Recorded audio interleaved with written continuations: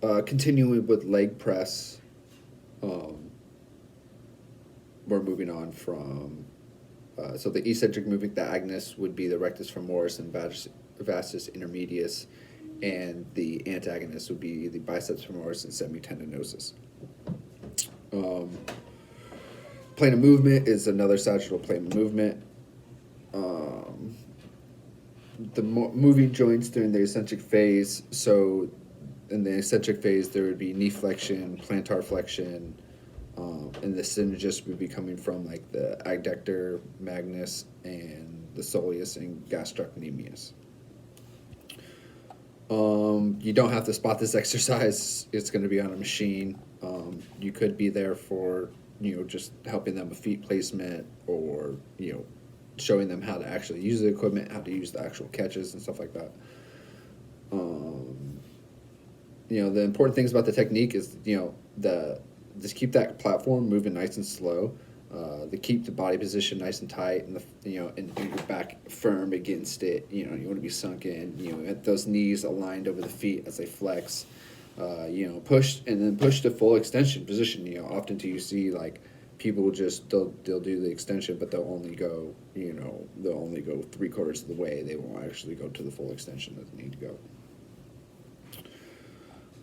On to the next exercise, and that would be the rear delt fly, which is another pronated grip. And this is just an open chain exercise because it's that free shoulder movement. So it's just that open chain exercise. It's nothing like you just have the resistance. Um,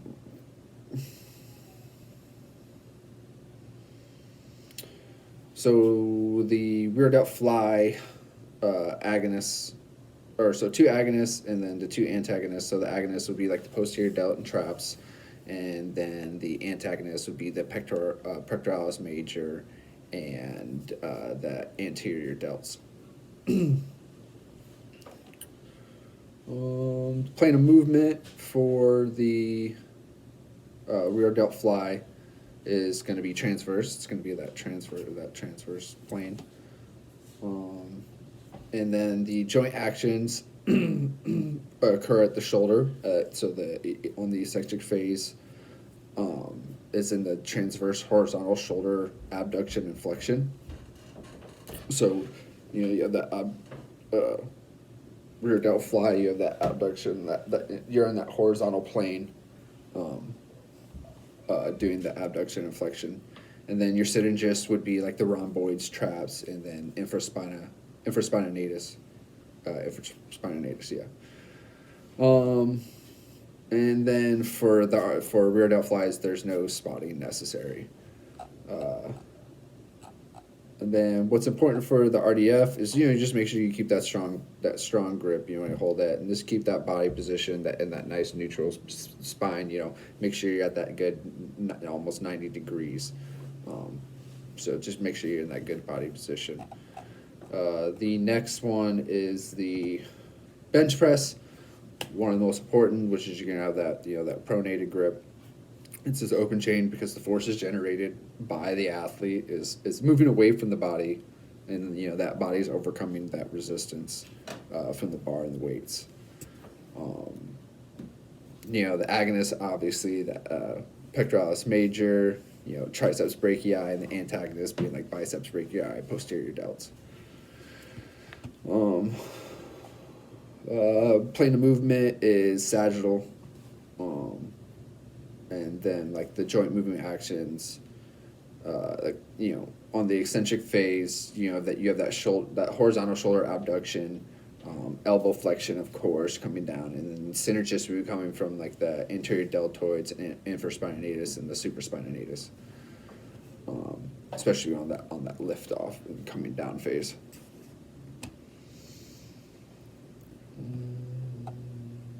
So how would we spot this? So so first you want to have your feet ahead, like your feet like right at the head of the people, right, or at the person, at the lifter. You're gonna have a solid stance at the head of the lifter. You're gonna keep the hands in the alternated grips in the position, and then you're gonna follow the bar. So as they're underneath the bench, you're gonna be over them. standing over them, just right above their head, they're going to have that nice. The bar is going to be right, right at their eye line. You're basically there. You're going to have that alternated grip. Grab that bar, and then you're basically just going to, during the movement phase or when the athlete signals you, you're basically just going to you're going to you're going to unrack it, help unrack it for them, and re-rack it for them. You're really just going to follow them as they're doing the lift, and then if they need you, or they'll signal you, and you can do what's necessary.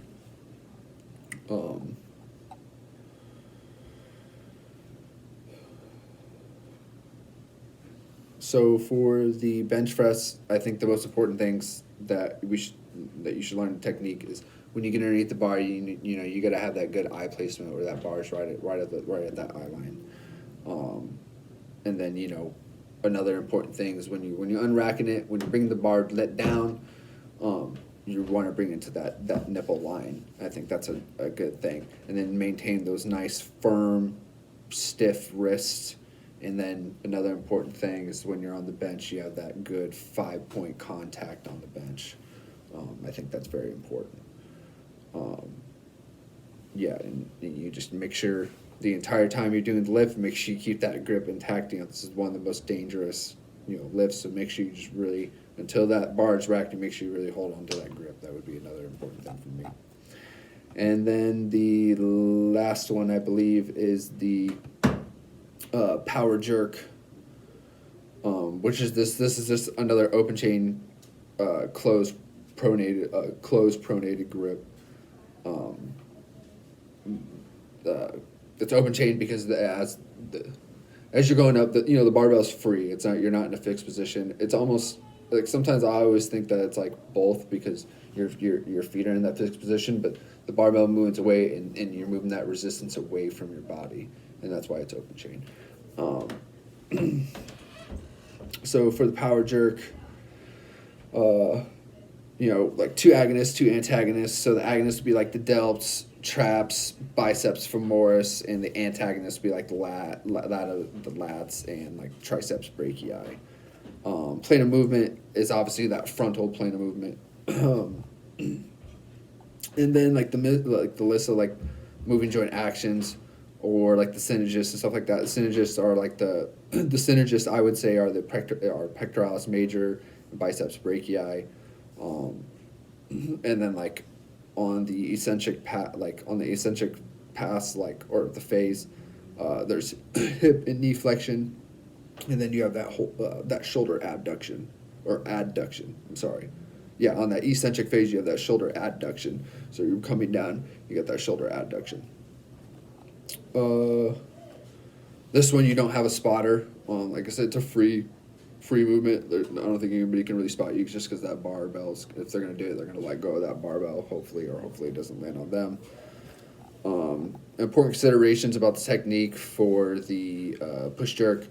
The grip should be slightly shoulder width apart from the body.